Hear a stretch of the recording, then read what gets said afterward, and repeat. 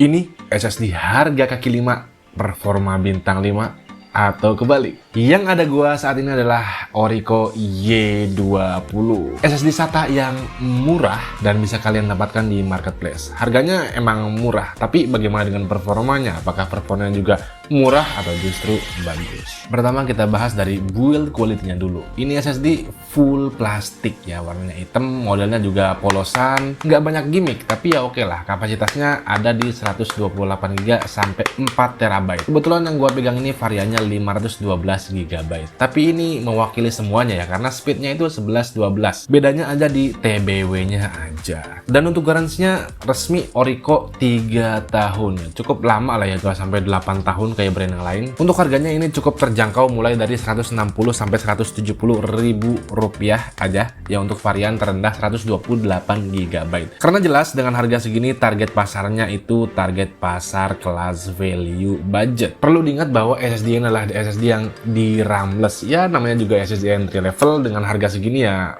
wajar lah kalau di ramless. Nah lanjut kita ke benchmark tes, langsung kita tes saja, nggak usah banyak cincong. Mereka sih klaim speednya di 500 MB per second untuk read dan write-nya di 450 MB per second. Dan saat di pengujian Crystal Disk Mark itu hasilnya ternyata ada di atas klaim, dimana read di 560 MB per second dan write-nya ada di 480-an. Ini lumayan tinggi di atas klaim. Dan saat menggunakan Autodisk Mark ya, benchmark yang lain juga sama, hasilnya dapat read di 535 dan write di 505, yang mana ini juga masuk kategori kenceng jika dibandingkan dengan SSD SATA sekelasnya. Sekarang akan kita coba real time test, di mana kita akan mencoba ngopi file yang beratnya 373 GB.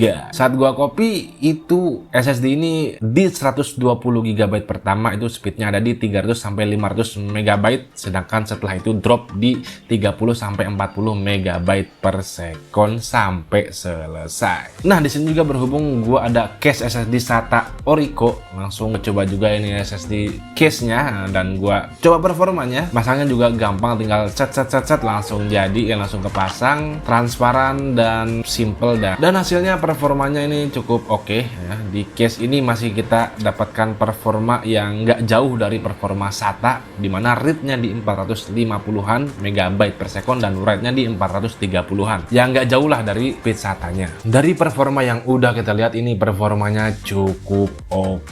Secara temperatur ya, lagi-lagi kayak SSD murah lainnya, ini nggak dibekali dengan sensor panas ya, wajar lah ya emang harganya segitu, tetapi harusnya aman ya untuk SSD SATA ini. Dengan panas yang dihasilkan, performa yang dihasilkan itu nggak panas-panas amat dan harusnya stabil. Nah soal ketahanannya gue nggak bisa ngomong banyak karena emang butuh waktu, mungkin kedepannya akan gue update lah pemakaian beberapa tahun. Ya untuk kesimpulannya, walaupun SSD ini adalah SSD yang di ramless dan plastik banget ya, tetapi performa dari SSD ini sebenarnya bisa banget kalian pertimbangkan, kencang di kelasnya. Bahkan harganya juga masih reasonable, variannya luas dari yang 128 sampai ke 4TB, dan terakhir jelas garansinya itu yang 3 tahun. Kalian akan merasa lebih aman dan lebih enak, lebih apa ya bahasanya, lebih settle lah pakai SSD ini karena garansinya itu panjang ya. Walaupun kita berharap garansi itu nggak kita klaim ya, kita harap ini SSD awet, nggak perlu klaim garansi, bahkan bertahun-tahun pun masih awet.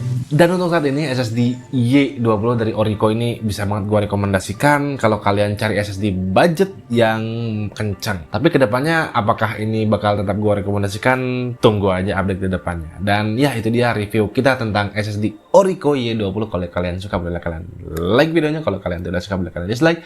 Terima kasih sudah nonton, gue sampai habis, and always see you next time. Wassalam.